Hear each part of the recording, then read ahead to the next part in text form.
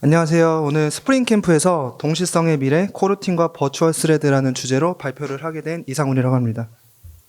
네, 저는 올해로 12년차 백엔드 엔지니어로 근무를 하고 있고요.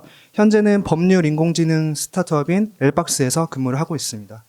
저는 그 경력의 한 6년 정도를 코틀린을 실무에서 활용을 하고 있고요. 현재 그 페이스북 그룹 코틀린 한국 유저 모임을 운영을 하고 있습니다. 또한 코틀린과 스프링을 주제로 온라인 강의도 찍었던 그런 경험도 가지고 있습니다.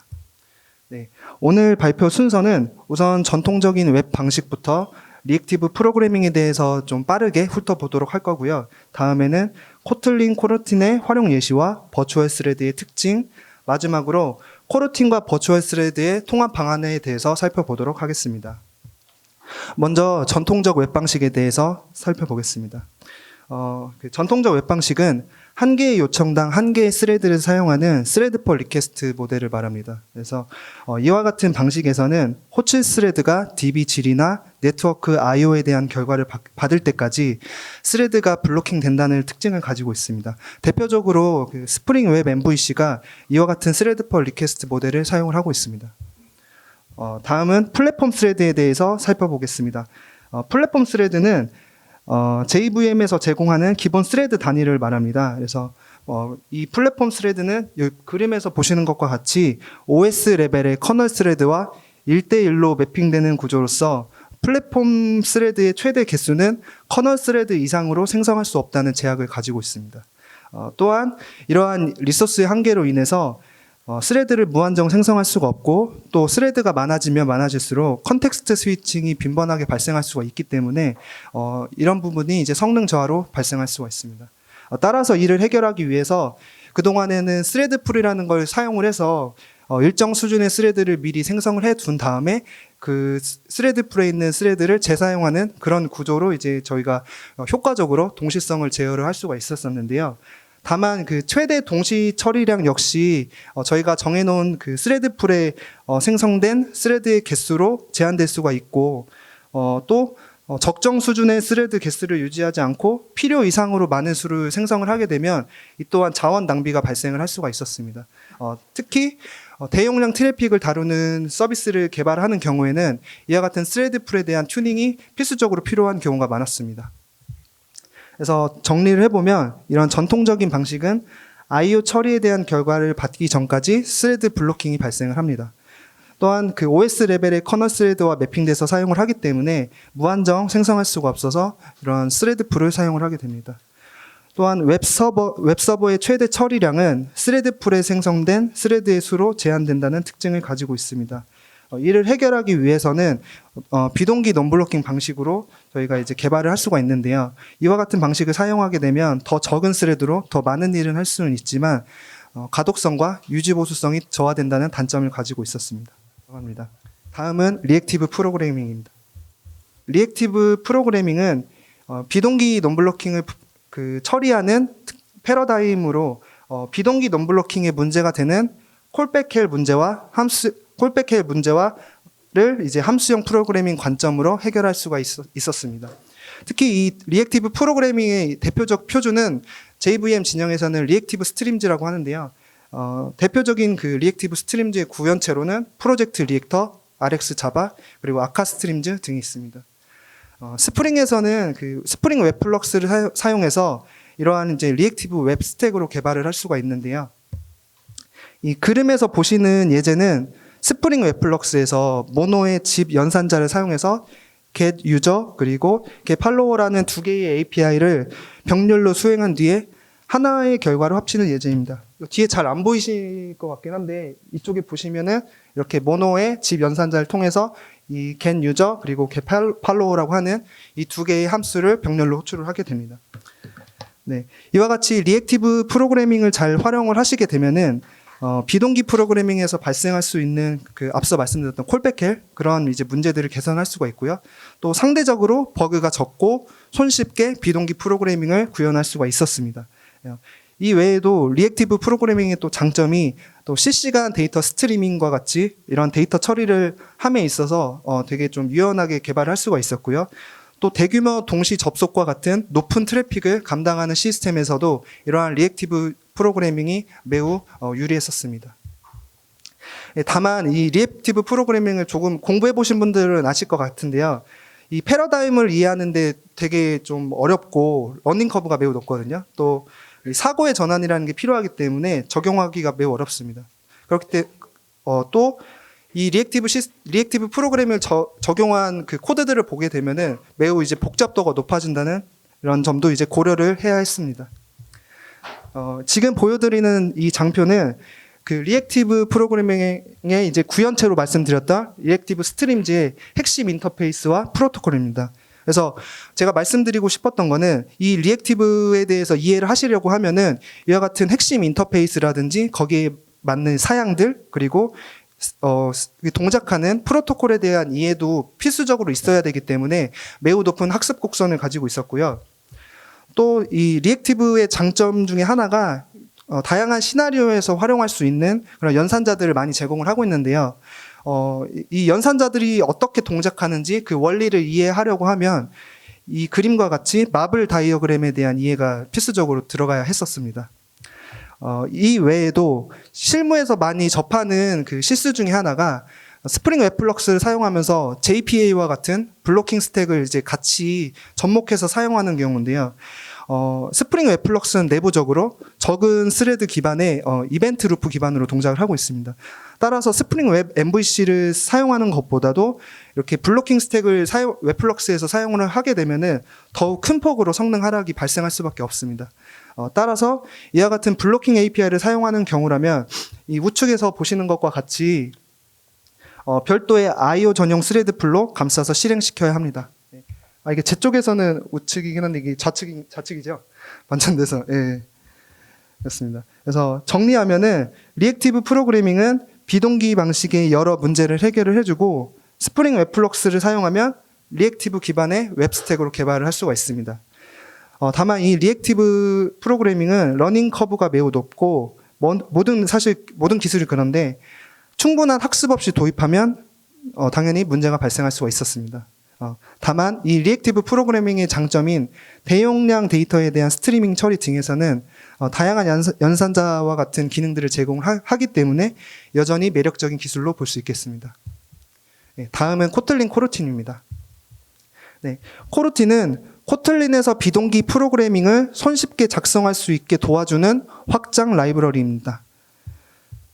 제가 확장 라이브러리라고 설명드렸던 이유는 코르틴은 코틀린의 표준 라이브러리에 포함된 기능이 아니라 코틀린 X 코르틴스라고 하는 별도의 라이브러리 형태로 제공하고 있거든요. 따라서 이 장표와 같이 코르틴에 대한 의존성을 추가하셔야 코르틴을 사용할 수 있기 때문에 제가 확장 라이브러리라고 설명드렸습니다. 코틀린의 코르틴은 널리 알려진 라이브러리들과의 상호 운용을 지원을 하고 있거든요. 그래서 이 그림에서 보시는 구아바라든지 리액터라든지 또 이런 스레드라든지 이런 다양한 전통적인 모델까지도 지원을 하고 있기 때문에 코르틴의 이런 상호 운용성은 오늘 발표의 핵심 내용이기도 하고요. 그래서 이제 마지막 주제이기도 한 코르틴과 버추얼 스레드의 통합 방안과 이제 연계되는 그런 특징이라고 봐주시면 좋을 것 같습니다. 우측 보시는 예제는 앞서 보여드렸던 웹플럭스로 작성했던 코드를 리액티브 코드를 코르틴으로 리팩토링한 예제입니다. 이제 코르틴으로 작성된 코드는 전통적인 방식으로 구현하는 것과 같이 매우 간결하고 또 순차적으로 코드를 작성할 수 있는 그런 전통적 방식과 유사한 흐름으로 코드를 작성할 수 있다는 장점을 가지고 있습니다. 코르틴으로 작성된 코드는 이와 같이 서스펜드 모디파이어를 함수 앞에 선언을 해줘야 되는데요. 또한 서스펜드 함수를 호출하는 호출자 함수 역시도 이런 서스펜드여야 합니다. 따라서 이 서스펜드 모디파이어는 코르틴으로 개발할 때 필수적이고 또 이 서스펜드 모디파이어는 상위로 전이되는 그런 특징을 가지고 있습니다. 코르틴은 공식 문서나 여러 자료들을 보면 매우 가볍다고 하는데 어떤 특징을 가지고 있어서 이 코르틴이 매우 가볍다고 하는지 한번 잠시 살펴보도록 하겠습니다. 이 그림을 보시면은 앞서 설명드렸던 플랫폼 스레드 방식이 있고 또 이제 좀 빨간색 박스로 이제 하이라이팅한 게 코르틴의 동작 방식에 대한 이미지거든요. 이 그림을 보시게 되면은 다수의 코르틴이 소수의 플랫폼 스레드 위에서 동작을 하게 됩니다. 일반적으로 코르틴은 플랫폼 스레드에 매핑이 돼서 이제 동작을 하게 되는데 필요에 따라서 일시 중단되고, 그러니까 핵심 키워드가 일시 중단이거든요. 그래서 일시 중단되고 다른 코르틴으로 전환될 수가 있습니다. 이를 통해서 코르틴은 협력적 멀티태스킹을 수행을 하게 되고, 코르틴 간의 전환은 OS 커널 레벨이 아니라 언어 레벨에서 이루어지게 됩니다. 예, 따라서 플랫폼 스레드 방식에 비해서는 오버헤드가 현저히 적다는 장점을 가지고 있습니다. 따라서 코르틴은 일종의 경량 스레드라고 볼 수 있겠습니다. 지금 보시는 이 예제는 전통적인 플랫폼 스레드를 가지고 제가 그 100만 개를 생성해보는 예제이거든요. 그 리핏 함수라고 해서 코르틴에서 제공하는 이 함수인데, 이 안에서 이제 100만 번 이터레이션을 수행을 하면서 내부에서 스레드를 생성한 뒤에 2초간 스레드 슬립을 수행해서 블로킹 상태로 만드는 그런 예제입니다. 실행 결과를 보시면 제 테스트 PC 기준으로 한 4074개 정도 이제 생성되는 시점에 네이티브 스레드 생성 제한에 도달해서 OME가 발생한 것을 확인할 수가 있습니다. 이에 반해서 코르틴은 100만 개씩 생성해도 문제없이 동작을 하거든요. 먼저 이 내부 코드를 보시면 스레드가 아니라 이렇게 론치라고 하는 그 코르틴의 빌더를 통해서 코르틴을 생성한 것을 보실 수가 있습니다. 론치 빌더에 대해서는 뒤에 이어서 설명을 다시 드리도록 할게요. 네, 그래서 이 그 출력 결과를 아래쪽에서 이렇게 보시게 되면은 문제없이 100만 번 이터레이션이 돌아서 카운트된 것을 확인하실 수가 있는데요. 이를 통해서 코르틴은 스레드에 비해서 매우 가볍다는 것을 알 수가 있습니다. 이 예제를 조금만 더 자세히 살펴보면은 이 코르틴 빌더인 론치 내에서 이렇게 딜레이라고 하는 함수를 사용해서 2초간 지연을 시키도록 해놨는데요. 딜레이 함수는 코르틴에서 지원하는 함수로서 지정된 시간만큼 코르틴을 대기시킵니다. 딜레이 함수와 그 처음에 보셨던 스레드 슬립과의 차이점은, 스레드 슬립은 그 스레드가 블로킹 되거든요. 그 대기 시간만큼 스레드가 블로킹 되게 되는데, 이 딜레이 같은 경우는 스레드가 블로킹이 일어나지 않습니다. 예, 즉 논블로킹 형태로 코르틴이 일시 중단이 되는 것이고요. 이러면서 이제 다른 코르틴이 이 딜레이 됐으니까 다른 코르틴으로 이제 전환되고, 스레드는 이 코르틴에 매핑됐던 스레드는 논블로킹 형태로 동작을 하게 됩니다. 코르틴의 이러한 특징으로 인해서 다수의 동시성을 효율적으로 처리할 수 있다는 장점을 가지고 있습니다. 만약에 딜레이가 아니라 코르틴 내부에서 이와 같이 스레드 슬립을 사용하게 되면은 이 코드를 이제 제가 끝까지 기다려보진 않았는데 아마도 수십 시간이 걸릴 것 같아요. 예, 수십 시간이 지나야 아마도 실행이 종료가 될 것으로 예상이 되고요. 즉 스레드가 블로킹되는 환경에서는 제 아무리 코르틴이라고 하더라도 동시성을 처리할 수가 없게 됩니다. 왜냐하면 코르틴은 앞서 말씀드렸던 것처럼 플랫폼 스레드에 바인딩돼서 동작을 하기 때문에, 예, 그렇기 때문에 제대로 된 성능을 보여줄 수가 없습니다. 네, 따라서 저희가 이제 결론을 내보면 코틀린의 코르틴은 비동기 논블로킹 환경, 그러니까 예를 들면 스프링 웹플럭스와 같은 환경에서 사용하는 것이 효율적이라는 결론에 도달하게 됩니다. 네, 다음은 코르틴의 대표적인 기능들을 좀 살펴보도록 할게요. 먼저 코르틴 빌더입니다. 코르틴 빌더는 코르틴을 생성하는 함수를 말합니다. 네, 처음 보실 코르틴 빌더는 런 블로킹 빌더인데요.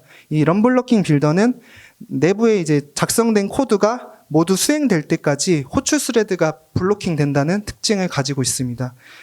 런 블로킹이 필요한 이유는, 상황은 그 테스트 코드라든지 혹은 뭐 스프링 배치와 같이 코르틴을 지원하지 않는 환경들이 있거든요. 이런 환경에서는 코르틴과 블로킹 스택을 연결하기 위한 그러한 용도로 이제 사용하는 게 이 런블로킹 빌더입니다. 다음은 앞서 보셨던 론치 빌더입니다. 론치는 스레드 블로킹 없이 작업에 대한 어떤 결과를 만들어내지 않는 그런 그 비동기 작업에 적합한데요. 이 예제를 보시게 되면은 론치 빌더 내부에서 500ms를 딜레이하고 월드라는 문자열을 출력을 합니다. 그 다음에 이제 론치 바깥에서는 헬로 문자열을 출력을 하게 되어 있는데요. 따라서 출력 결과를 보시면 내부의 론치가 500ms 딜레이가 돼서 헬로가 먼저 출력이 됐고 그 다음에 월드가 출력된 것을 보실 수가 있습니다. 다음은 어싱크 빌더입니다. 어싱크 어웨이는 사실 자바스크립트나 파이썬을 사용해 보신 분들은 되게 잘 아실 것 같은데요. 그 자바스크립트의 어싱크 어웨이나 코르틴의 이 어싱크 어웨이 차이점은 코틀린의 코르틴은 이와 같이 함수 형태로 제공을 하고 있거든요. 그래서 근데 이제 타 언어는 이러한 어싱크 어웨이들이 언어의 일부로서 키워드 형태로서 제공되는 경우가 많습니다. 네, 예제로 돌아가서 이 어싱크 빌더는 비동기 작업을 통해서 결과를 만들어내는 경우에 매우 적합하고요. 예제에서는 어싱크 내부에서 100ms씩 딜레이를 준 다음에 그 결과를 result 1 그리고 result 2라는 변수에 반환을 했습니다. 이때 반환한 결과는 데퍼드라고 하는 특별한 인터페이스 형태로 제공이 되게 되는데 이 데퍼드의 await 함수를 호출하게 되면 비동기 작업의 결과를 받아올 수가 있습니다. 다시 강조드리면 이 모든 과정에서 스레드는 블로킹되지 않습니다. 다음은 코르틴의 핵심인 구조적 동시성입니다. 구조적 동시성은 비동기 프로그래밍에서 어려운 점인 코드의 실행 흐름과 또 생명 주기를 예측 가능하게 컨트롤할 수 있다는 점이 장점입니다. 먼저 코르틴의 그 구조적 동시성은 코르틴 스코프를 통해서 사용해서 이제 구현을 할 수가 있는데요. 이 코르틴 스코프의 내부에서 동작하는 그 동시 작업들은 스레드 블로킹 없이 각 작업이 모두 다 수행이 끝난 다음에야 종료된다는 특징을 가지고 있습니다. 따라서 이와 같이 코르틴 스코프로 감싸져 있는 코드들은 비동기 프로그래밍의 그 약점이었던 그런 실행 흐름에 대한 예측들을 이제 되게 좀 쉽게 예측 가능하게 만든다는 장점을 가지고 있습니다. 다음은 구조적 동시성에서 예외를 다루는 방법에 대해서 살펴보겠습니다. 먼저 부모 코르틴인 코르틴 스코프이 있는데요. 네, 내부에 이제 특정 자식 코르틴인 이 론치 빌더 내부에서 만약에 익셉션이 발생을 하게 되면은 상위에 있는 이 감싸고 있는 이 부모 코르틴이 코르틴 스코프에까지 예외가 전파가 된다는 특징을 가지고 있습니다. 이렇게 되면은 내부에 있는 그 모든 자식 코르틴에 영향을 받기 때문에 앞서 선언했던 이 익셉션이 발생하지 않는 론치 빌더까지도 이 출력 결과를 보시게 되면 같이 실행이 안 된 것을 확인하실 수가 있습니다. 이와 같은 특성을 모르고서 그 코르틴을 사용하는 경우에는 좀 의존치 않은 문제가 발생을 할 수가 있습니다. 따라서 이를 해결하기 위해서 가장 쉬운 방법은 그냥 이 빌더 내부에서 이와 같이 트라이 캐치로 예외를 복구하는 방법이 좀 가장 쉽고요. 다음은 이제 슈퍼바이저 스콥이라는 것도 제공을 합니다. 그래서 이 슈퍼바이저 스콥은 내부에서 발생한 예외를 그 상위에 있는 부모 코르틴으로 전파하지 않습니다. 그래서 이 내부에서 아무리 익셉션이 발생을 하더라도 이 감싸고 있는 그 부모 코르틴에는 예외가 전파가 되지 않기 때문에 이런 식으로 해서 이제 출력 결과에 대한 그 스택 트레이스는 여기에 지금 이렇게 출력이 됐는데요. 여기 이 아래쪽에 보시면은 이 같은 이제 자식 코르틴인 론치에서 출력했던 문자열은 여기서 이제 출력된 것을 확인하실 수가 있습니다. 다음은 논 캔슬러블 컨텍스트입니다. 만약에 그 다른 코르틴에서 예외가 발생을 했는데 그 영향을 받지 말고 작업을 완결적으로 처리해야 되는 그 케이스도 있는데 이런 경우에는 이와 같이 논 캔슬러블 컨텍스트를 사용을 해주시면 다른 코르틴에서 예외가 발생을 하더라도 항상 작업이 완결적으로 수행될 수가 있습니다. 다음은 코르틴 컨텍스트입니다. 코르틴 컨텍스트는 코르틴이 실행되는 환경을 제어하는 방법인데요. 여기 보시면은 먼저 코르틴을 특정한 작업을 전담하는 그런 목적을 가진 별도의 스레드에 매핑해서 코르틴을 동작을 시킬 수 있는데 이러한 목적을 달성하기 위해서 여기 보시면 이렇게 디스패처라고 하는 걸 통해서 이제 저희가 사용을 했습니다. 그래서 이 디스패처에 대해서 잠시 설명을 드리면 디스패처는 이제 그 코르틴 컨텍스트로서 코르틴이 실행되는 스레드를 결정을 할 수가 있는데 그 먼저 선언했던 론치 빌더에서 이와 같이 디스패처 IO라고 하는 그 코르틴 컨텍스트를 선언했기 때문에 해당 코르틴은 IO 처리에 최적화된 그러한 이제 스레드풀 위에서 코르틴이 동작을 하게 됩니다.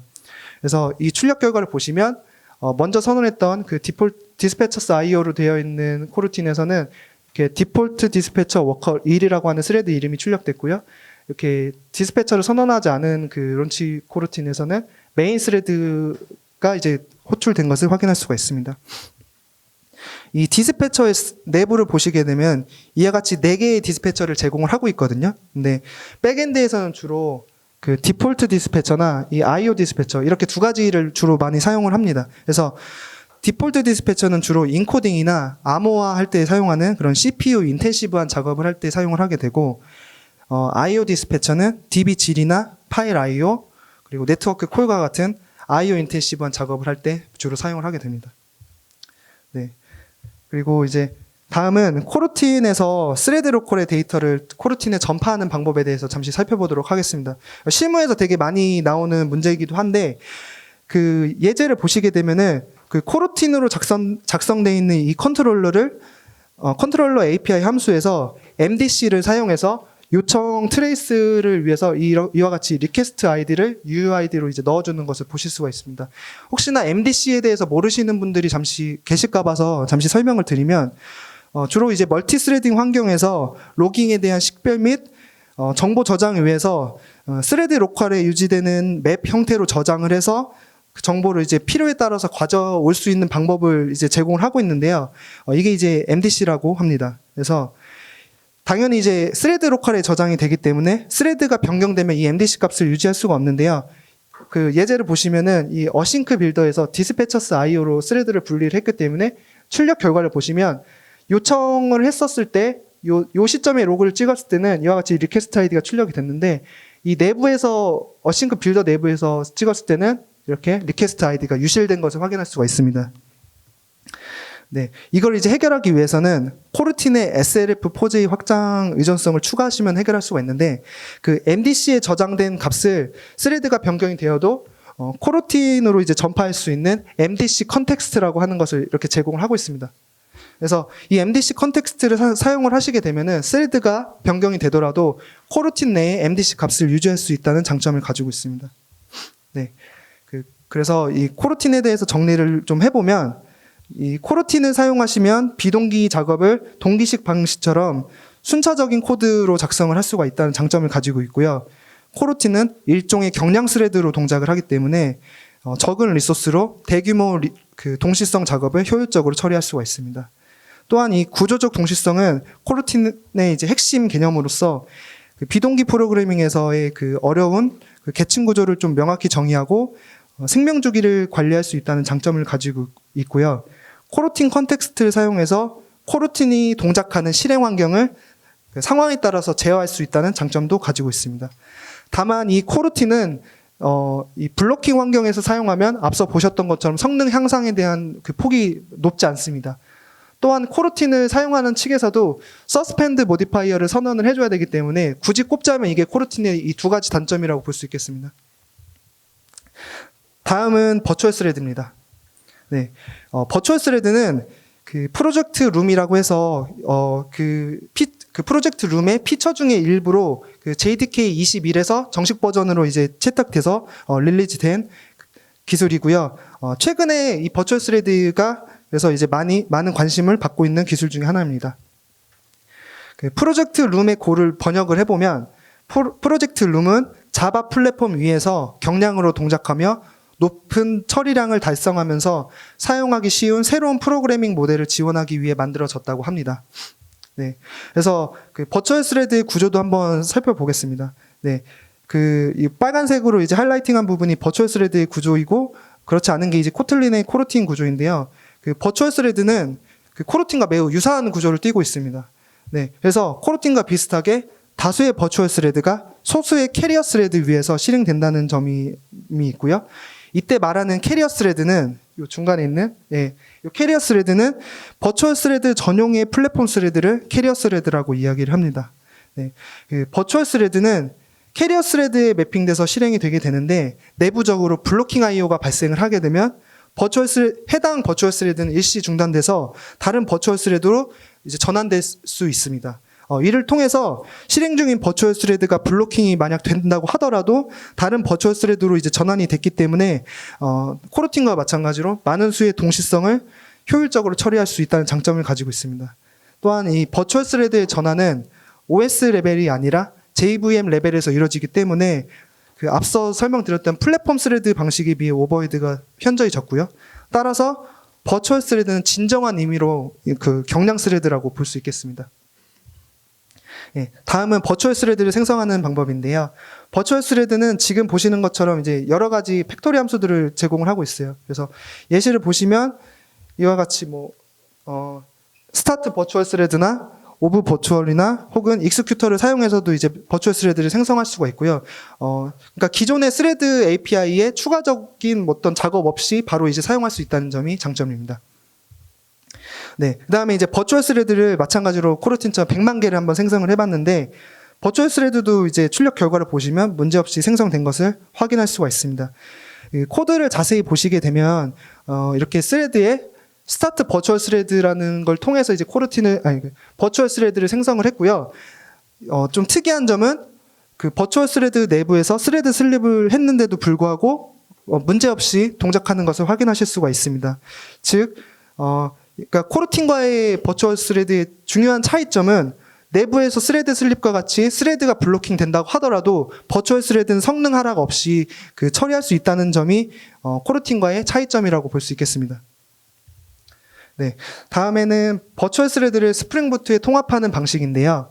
아마 그 스프링 부트 3.2 이전 버전을 사용하시는 경우에는 이 예제와 같이 빈 설정을 통해서 스프링 부트 위에서 버추얼 스레드가 이제 동작하도록 만들 수 있습니다.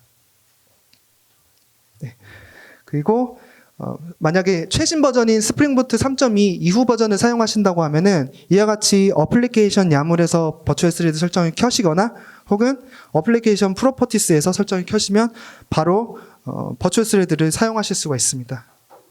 그러면 이제 버추얼 스레드가 얼마나 성능 향상이 있는지 한번 성능 테스트 결과를 제가 가져와 봤는데요. 한번 보시면 좋을 것 같습니다. 네. 이 시나리오를 보시면은 제가 실제로 실무에서 겪었던 시나리오인데요. 최근에 생성형 AI 기술들이 이제 발전하다 보니까 LLM을 이제 활용한 서비스들이 많이 늘어나고 있습니다. 오늘 세션 중에서 스프링 AI 세션도 있는 걸로 제가 알고 있는데, 저희 팀에서는 이제 랭체인 기반의 LLM 서비스와 이를 호출하는 백엔드 시스템을 구축을 했었습니다. 이때 성능적으로 고려했던 부분이 LLM API의 평균 응답 시간이 20초 정도로 좀 매우 길었고요. GPT 사용해 보신 분들은 아시겠지만 이 토큰 수가 많아지면 많아질수록 최대 막 1분까지도 걸리는 경우가 있거든요. 그래서 이런 부분 때문에 사실 네트워크 호출에 대한 스레드 블로킹이 되게 장시간 이루어지게 되고, 이렇게 되면 이제 성능 하락으로 이루어질 수 있기 때문에 버추얼 스레드로 성능 테스트를 진행을 했었습니다. 테스트 조건을 보시면 먼저 스프링 웹 MVC 3.2이고 REST 클라이언트를 사용해 API 통신을 했고요. LLM API의 응답 시간은 20초로 가정을 했습니다. 테스트에는 10초 동안 초당 100개의 요청, 총 1000개의 요청을 보내는 조건으로 성능을 비교 분석을 해봤고요. 보시면 먼저 스프링 웹 MVC의 기본 설정인 톰캣의 워크 스레드 200개로 테스트를 수행을 했습니다. 코드를 보시면 이와 같이 REST 클라이언트를 통해서 그 LLM API를 호출하는 구조로 되어 있고요. REST 클라이언트는 REST 템플릿을 대체하는 그런 이제 최신 그 클라이언트입니다. 네. 그래서 출력 결과를, 테스트 결과를 보시게 되면, 이와 같이 평균 소요 시간은 28.29초 정도로 한 평균 8초 정도 레이턴시가 발생을 했고요. 총 요청 1000개 중에서 성공 응답은 200개, 그리고 타임아웃 응답은 800개가 발생한 것을 확인할 수 있습니다. 주목할 부분은 성공 응답의 개수와 서버에 설정된 스레드 개수가 정확하게 동일하다는 점이거든요. 그래서 이를 통해서 서버에 할당된 모든 스레드가 블로킹되면 그 이상의 동시 처리가 어렵다는 것을 알 수가 있습니다. 그러면 이걸 이제 코르틴으로 저희가 테스트를 진행했었을 때 어떤 차이점이 있는지 한번 비교를 해봤는데요. 코르틴을 사용하면서 IO 전용 디스패처인 디스패처 IO를 사용을 했고요. 이 디스패처 IO 같은 경우는 스레드의 기본값이 64개입니다. 그래서 이걸 가지고 측정한 결과를 보시면, 네, 총 요청 1000개 중에서 성공 응답은 64개, 나머지 936개가 다 타임아웃이 발생한 것을 보실 수가 있습니다. 여기서 확실히 알 수 있는 것은 앞서 말씀드렸던 것처럼 코르티는 스레드가 블로킹되는 상황에서는 성능 향상에 대한 이점이 거의 없다는 부분이 있고요. 또 이제 요청 API를 IO 전용 스레드 풀로 이제 분리를 했기 때문에 오히려 동시 처리량은 오히려 전부 다 떨어진 것을 확인할 수가 있습니다. 이 IO 전용 그 스레드 풀이 기본값이 스레드가 64개이기 때문에 동시 처리량이 떨어지는 거고요. 물론 이제 실제 상황에서는 이와 같이 특정 목적을 전담하는 스레드 풀로 분리하는 게 전체적인 서버 성능 향상에는 유리할 수는 있거든요. 근데 이 테스트 시나리오를 보시면 그냥 응답이 오래 걸리는 API만 호출하도록 테스트를 해봤기 때문에 오히려 더 성능이 안 나오는 것을 보실 수가 있습니다. 그럼 여기서 의문이 드는 게 만약 IO 디스패처의 스레드 개수를 조금 더 늘려보면 어떤 차이점이 생길까 한번 테스트를 진행했었는데요. 여기 보시면은 이렇게 디스패처스 IO에 리미티드 패러럴리즘이라고 하는 함수를 제공하고 있어요. 그래서 여기에다 저희가 스레드를 몇 개를 이제 지정할지에 대한 값을 넣어주게 되면은 이 IO 스레드 풀이 이제 새로운 이제 스레드 풀을 생성을 하게 되는데 이게 저희가 200개로 저희가 테스트를 해봤습니다. 혹시 이거 예측 가능하신 분 계신가요? 책 선물 드릴게요.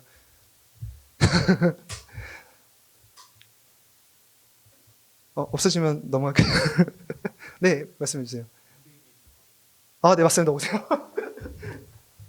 네. 네, 보시면은, 네, 여기 있는데, 책 하나 골라봤으면 좋겠습니다. 네네네. 네네. 맞아요. 이게, 그러니까 되게 단순한 건데 그냥 IO 디스패처의 값을 늘렸다고 해서 크게 성능 향상이 있는 게 아니라 여기에 지정된 스레드만큼만 이제 성능 향상이 있는 것을 확인할 수 있었어요. 그래서 이걸 이제 버추얼 스레드로 저희가 변환을 해봤고요. 코르틴으로 작성됐던 코드 다 날려버리고 전통적인 방식으로 바꾸고 그 다음에 이제 어플리케이션 야물에서 버추얼 스레드만 켰는데 이 측정 결과를 보시게 되면은 평균 소요 시간이 20.06초로 레이턴시가 아예 없습니다. 네, 거의 없고요. 그러면 이제 앞선 테스트보다 성능 향상이 엄청나게 이루어진 걸로 볼 수가 있고 또한 총 요청 1000개 중에서 성공 응답은 1000개, 타임아웃 응답은 0개로 성공률은 100%입니다. 네. 그래서 결과를 보면은 이 매 요청마다 버추얼 스레드가 생성돼서 각 요청당 20초의 타임아웃에 대한 스레드 블로킹이 발생했는데도 불구하고 이같이 버추얼 스레드는 성능 하락이 전혀 없었고요. 만약에 그 코르틴의 성능을 100% 보여줄 수 있는 그 스프링 웹플럭스와 같은 스택에서 테스트를 해보면은 어떨지 한번 그것도 한번 테스트를 해봤습니다.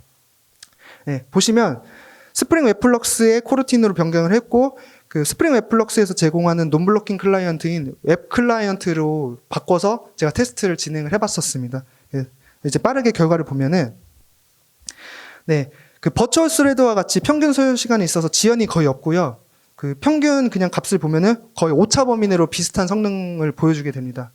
성공률도 100%로 논블로킹 스택에서는 이와 같이 코르틴이 100% 성능을 보여주는 것을 보실 수가 있습니다. 시간 제약으로 인해서 제가 그 장표에는 비주얼 VM으로 그 매트릭 측정했던 것들은 이제 제외를 시켰는데요. 버추얼 스레드 방식이나 그리고 스프링 웹플럭스의 코르틴 방식이나 리소스 사용률 측면에서 보더라도 앞서 플랫폼 스레드나 코르틴의 IO 디스패처를 사용하는 방식보다 훨씬 효율적으로 동작을 했습니다. 네, 정리해보면은 버추얼 스레드는 기존 스레드 API에 그대로 호환된다는 장점을 가지고 있어서 바로 적용을 할 수가 있고요. 또한 JVM 레벨의 경량 스레드를 제공을 하기 때문에 대규모 동시성 작업을 효율적으로 지원을 합니다.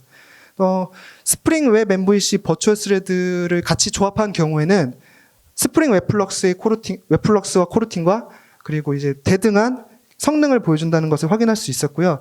다만 그 버추얼 스레드에 대한 그 많은 자료들을 보시면 아시다시피 버추얼 스레드는 내부적으로 이제 싱크로나이즈드와 같은 그 네이티브 레벨에서 스레드가 블로킹되는 경우에는 그러니까 핀드 이슈라는 게 발생을 하게 되거든요. 이와 같은 핀드 이슈가 발생을 하면 100% 성능을 내기가 어려운 환경들이 많이 있어요.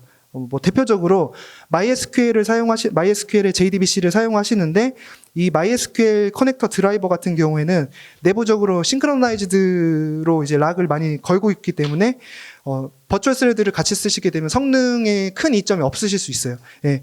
그래서 이제 이와 같이 MySQL 커넥터 프로젝트 같은 경우도 최근에 이제 린트런트 락으로 이제 변경하려는 그런 움직임들을 보여주고 있고요. 스프링도 2점대에 마찬가지로 싱크로나이즈드가 많이 걸려 있어서 3버전 올라가고 계속해서 이제 다 그 싱크로나이즈드를 린트런트락으로 이제 변경하고 있거든요. 근데 아마 이게 반영되는 데 있어서는 꽤나 시간이 소요될 것으로 보입니다. 네, 그 마지막 주제로 코르틴과 버추얼 스레드의 통합 방안에 대해서 살펴보도록 하겠습니다. 네, 먼저 작년 3월쯤에 오픈JDK 22 릴리즈가 되면서 제가 좀 눈여겨본 피처들이 있었거든요. 이제 버추얼 스레드를 제외하고 스코프드 밸류랑 그리고 스트럭처드 컨커런시였습니다. 네, 그 해당 기능들은 버추얼 스레드와 같은 프로젝트 룸에서 제공하는 기능들인데요. 현재 JDK 22 버전에서는 두 기능 모두 세컨 프리뷰 형태로 제공이 되고 있고요. 정식 릴리즈는 아직 아닙니다. 네, 먼저 스트럭처드 컨커런시는 한글로 번역해보면 코르틴 편에서 보여드렸던 그 구조적 동시성이거든요. 그래서 같은 목적을 가지고 있습니다. 그래서 이 프로젝트 룸에서는 스트럭처드 태스크 스콥이라는 클래스를 통해서 이 구조적 동시성을 구현을 할 수가 있는데요. 네, 먼저 이 자바로 스트럭처드 태스크 스코프에 대한 구조적 동시성을 구현한 예제입니다. 이 화면에 보시면 이와 같이 스트럭처드 태스크 스코프를 트라이 위드 리소스 구문으로 이제 감싼 다음에 그렇게 되면 이제 내부는 구조적 동시성 범위로 제한되게 되거든요. 이때 이제 동시 처리는 이 내부에 있는 포크라는 이제 메서드를 통해서 동시 작업을 수행할 수가 있고 각 동시 작업은 내부적으로 버추얼 스레드로 동작을 하게 됩니다. 네. 예제 코드는 이제 좀 자바로 작성된 코드라 그 코틀린으로 작성한 코드보다는 좀 장황한데요. 이걸 이제 코틀린으로 제가 리팩토링을 해보면은 좀 많이 간결해진 것을 볼 수가 있습니다. 네. 이거를 이제 기존의 코르틴의 구조적 동시성이랑 코드를 한번 비교를 해보면요. 네, 여기 보시면 코르틴에 앞서 보여드렸던 코르틴 스콥이나 럼블로킹 브리더가 동일한 역할을 합니다. 네, 그 자바 방식에 비하면 그 구조적 동시성을 위한 그 코드가 사실 코틀린으로 봤었을 때 좀 많이 없어진 건 사실이긴 한데 이미 코르틴에는 동일한 기능을 제공하고 있기도 하고 만약에 스프링 웹 MVC에서 버추얼 스레드를 설정을 키실 수 있는 상황이라고 하면은 이와 같이 버추얼 스레드 위에서 코르틴이 동작할 것이기 때문에 쉽게 통합할 수 있다는 장점을 가지고 있습니다. 다음은 스트럭처드 태스크 스콥으로 동시 작업의 결과를 만들어낼 수가 있는데요.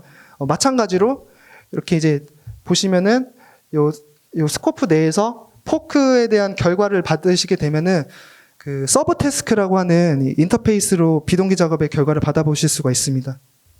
이거를 이제 코르틴으로 변경을 해보면 사실은 아까 보여드렸던 어싱크 어웨이크가 동일하거든요. 그래서 앞서 이제 코르틴 발표 때 제가 좀 지루하긴 하지만 코르틴의 그런 구조적 동시성이나 이런 다양한 기능들을 제가 발표했던 이유가 여기에 있어요. 그러니까 예시를 보시게 되면은 버추얼 스레드와 코르틴을 같이 사용하는 방식이 코르틴에 이미 기존에 잘 만들어져 있는 구조적 동시성을 그대로 활용할 수도 있고 또 아직 이 버추얼 스레드에 있는 그런 기능들이 아직 안정화 단계가 아니기 때문에 기존에 있는 이 코르틴 코드를 그대로 이제 혼용해서 사용할 수 있기 때문에 이런 부분에 있어서는 좀 이점이 될 것으로 보입니다. 네. 그리고 그다음은 이제 스코프드 밸류입니다. 스코프드 밸류는 버추얼 스레드 내에서 앞서 설명드렸던 MDC처럼 값을 이제 공유하고 유지할 수 있는 그런 기능인데요. 예제를 보시면 최상단에서 스코프드 밸류의 where라고 하는 메서드에서 UUID를 넣어준 다음에 같이 이제 run으로 한 번 더 감싼 것을 보실 수가 있습니다. 좀 복잡해요. 그래서 네, 이와 같은 코드를 이제 코르틴으로 변경을 하게 되면 처음에 보셨던 이와 같이 MDC 컨텍스트랑 동일한 역할을 하거든요. 그래서 이미 이제 코르틴에는 지원을 하고 있기 때문에 이렇게 이제 바로 활용을 하실 수 있을 것으로 보이고요. 물론 이제 앞선 코드가 자바이기도 한데 이제 자바와 코틀린의 차이가 있긴 한데 그럼에도 불구하고 이제 뭐 불필요한 코드들을 많이 제거할 수가 있고 기존에 있던 기능을 그대로 사용할 수 있겠습니다. 네. 다음은 이제 버추얼 스레드를 코르틴의 디스패처로 사용하는 방법인데요. 코틀린을 사용하시는 분들은 아시겠지만 코틀린에는 이제 익스텐션이라는 기능이 있기 때문에 기존에 존재하는 클래스에다가 원래 존재하는 함수나 프로퍼티처럼 이제 기능을 확장해서 사용을 할 수가 있습니다. 그래서 지금 보시는 거는 그 앞서 보여드렸던 디스패처스의 버추얼 스레드라고 하는 제가 그 커스텀 디스패처를 만든 거고요. 그 이 게터 내부를 보시게 되면은 그 익스큐터를 통해서 버추얼 스레드를 생성을 하고 맨 마지막에 as coroutine 디스패처를 통해서 버추얼 스레드를 코루틴 디스패처로 변환하는 그런 이제 확장 함수를 통해서 이제 버추얼 스레드를 이제 디스패처 형태로 이제 사용을 하고 있습니다. 그래서 이걸 보시게 되면은 그 아래 부분에서는 이와 같이 디스패처스의 버추얼 스레드로 이제 한번 감싸게 주게 되면은 여기서 보시는 이 론치 블럭들이 모두 버추얼 스레드 위에서 동작을 하게 될 것입니다. 네. 그리고 이제 다음은 코루틴으로 작성되어 있는 라이브러리나 프레임워크를 통합하는 방법인데요. 코틀린을 사용해 보신 분들은 아시겠지만 코틀린으로 개발된 라이브러리들이 보면은 이와 같이 코루틴으로 개발되어 있는 라이브러리들이 많아요. 그래서 대표적으로는 AWS SDK for 코틀린이 이와 같이 코루틴으로 개발이 되어 있거든요. 그래서 S3 이 예제를 보시게 되면은 이 get 오브젝트 바이츠라는 그 함수 내에서 S3 클라이언트를 호출을 하게 되는데 이 내부가 이제 코루틴으로 작성이 돼 있어요. 그래서 앞에 이와 같이 서스펜드 키워드가 들어가 있고 이제 필수적으로 코루틴을 사용을 해주셔야 합니다. 그래서 웹플럭스와 같은 상황에서는 이와 같은 라이브러리를 사용하게 되면은 전혀 이제 성능 하락이 없으실 건데 스프링 웹 MVC에서 사용하시는 경우에는 어쩔 수 없이 런블로킹으로 감싸서 성능 비동기 논블로킹의 이점을 얻으실 수가 없으셨는데 사실 버추얼 스레드 쓰시게 되면은 블로킹이 돼도 사실 문제가 없기 때문에 이와 같이 런블로킹으로 한번 감싸시고 그냥 일반 함수처럼 사용을 하시게 되면은 전혀 성능 하락 없이 그렇게 이런 코루틴으로 개발되어 있던 기존의 라이브러리들을 바로 사용하실 수 있을 것으로 보입니다. 네. 마지막 예제인데요. 제가 마지막 통합 예시로 SSE, 그러니까 즉 서버센트 이벤트를 활용을 해가지고 실시간 주식 시세를 제공하는 서버를 구현한 예제입니다. 그래서 이 SSE는 잠시 설명드리면 비단 주식 시세뿐만 아니라 GPT 사용해 보시면 실시간으로 이렇게 지문에 대한 대화가 생성되는 것을 보실 수가 있는데 이때도 SSE를 활용을 하거든요. 그래서 예제로 돌아가 보면은 특정 주식 시세가 이렇게 실시간으로 클라이언트에 제공이 되게 되고 이 시세를 가져올 때는 외부에 있는 이제 시세 제공 벤더를 호출을 하게 되는데 이때 네트워크 블로킹 IO가 발생하는 시나리오입니다. 네. 예제 코드에 대해서 잠시 설명을 드리면 처음에 보시면 먼저 SSE를 제공하는 API를 구현하기 위해서 응답의 마인 타입 헤더로 텍스트 이벤트 스트림 형태로 API를 선언했고요. 그 다음에 API 내부 구현을 보시면 while 루프 내에서 스톡 프라이스 클라이언트를 호출해서 시세를 받아오도록 되어 있습니다. 이때 이 스톡 프라이스 클라이언트가 스레드가 이제 블로킹되는 그런 시나리오를 이제 가정을 했고요. 그 다음 라인을 보시면 이와 같이 emit이라는 이제 함수를 호출을 하고 있는데 이때 이제 실시간 시세에 대해서 클라이언트로 데이터를 방출하는 응답으로 내려주는 그러한 이제 함수입니다. 네. 이와 같이 이제 SSE 시세로 제공하는 API를 그냥 일반적인 스프링 웹 MVC로 구현을 하시게 되면 되게 좀 복잡한데요. 저는 이걸 구현할 때 코루틴의 플로우라는 걸 통해서 이제 구현을 했습니다.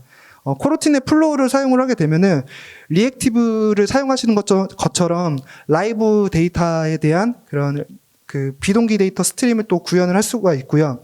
다양한 상황에서 데이터 처리를 위한 연산자들을 코루틴 플로우에서 제공하고 있습니다. 그래서 예를 들면 데이터 전달이 실패하면 재시도를 하거나 혹은 스트림으로 전달되는 데이터를 한데 모아서 버퍼링 한 다음에 한 개의 데이터로 집계하는 그런 작업들을 할 때는 이와 같이 코루틴에 있는 플로우에 이미 연산자들을 제공하고 있기 때문에 바로 사용하실 수가 있습니다. 근데 이제 이게 스프링 웹 MVC라고 하면은 실시간 시세 특성상 이 화면을 꺼놓지 않는 분들이 많거든요. 그러니까 이제 굉장히 수분이나 수시간 동안 이 API가 계속 이제 물려서 실시간 시세가 응답하는 그러한 상황이 발생할 수가 있습니다. 이런 케이스에서는 마찬가지로 버추얼 스레드를 통해서 해결을 할 수가 있는데요.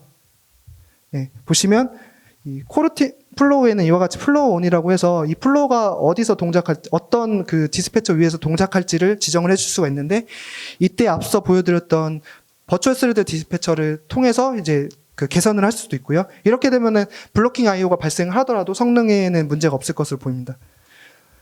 혹은 만약에 그냥 스레드 풀을 분리하지 않고 바로 그냥 사용해도 되는 케이스라고 하면은 이와 같이 스프링 부트 3.2에서 어플리케이션 야물에서 이렇게 켜두시기만 하면은 이 API 자체가 버추얼 스레드 위에서 동작을 하기 때문에 성능 하락에 대한 이슈 없이 안정적인 서비스를 제공하실 수 있을 것으로 보입니다. 네, 그 마지막으로 오늘 발표 내용을 정리를 해보겠습니다. 코르틴과 버추얼 스레드의 그 통합을 통해서 코르틴의 단점인 블로킹 상황에서의 성능 하락 이슈를 해결을 할 수가 있었고요. 코르틴과 버추얼 스레드의 통합을 통해서 코르틴에 이미 잘 만들어져 있는 구조적 동시성이라든지 코르틴 컨텍스트 같은 그러한 기능들을 그대로 활용할 수가 있었고요. 또한 기존의 코르틴으로 작성된 라이브러리들을 성능 하락 없이 바로 사용할 수가 있었습니다. 네.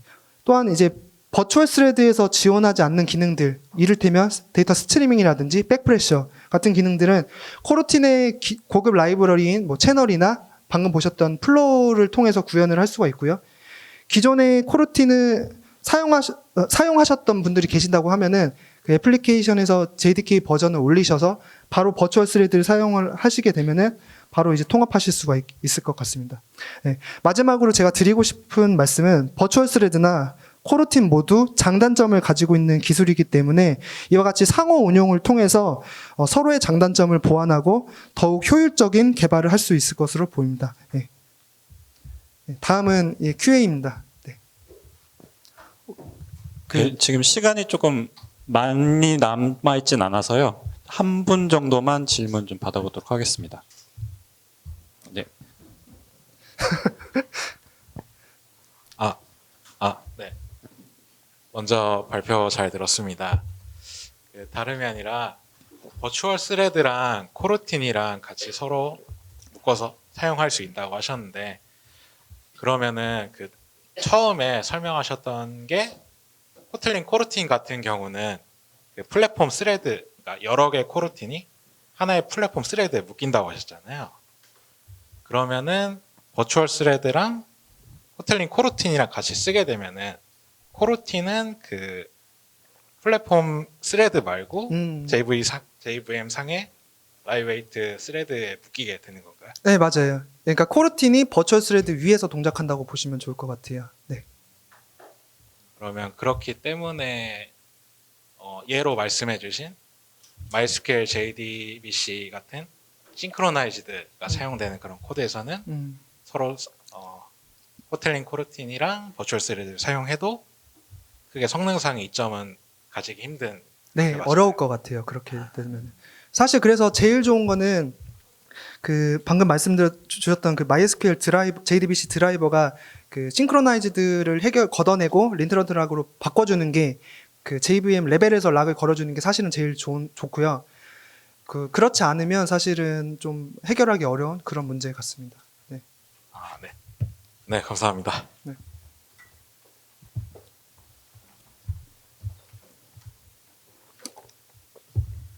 네. 답변 끝났습니다. 네. 예, 저 좀 시간이 좀 많이 지나서 좀 질문은 여기 정도에서만 마무리하도록 하겠습니다. 예, 오늘 세션을 발표를 해주신 이상훈님께 다시 한번 큰 박수 부탁드리겠습니다. 감사합니다.